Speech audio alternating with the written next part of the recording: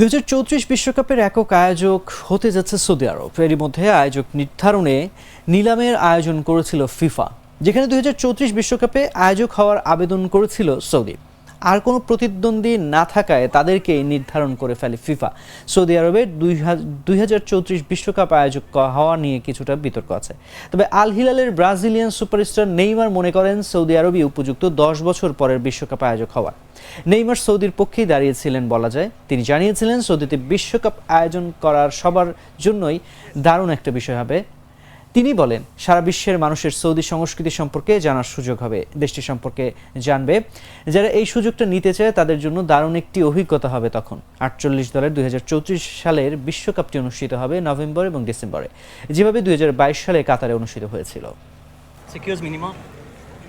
One word for Saudi Arabia, Neymar.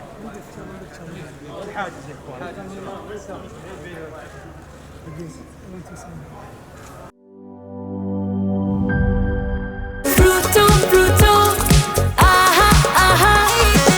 Ami fun, isho Korean joy. Shumoy, shumoy. প্রাণ Frooto, সময় অসময় ফ্রুটোময়।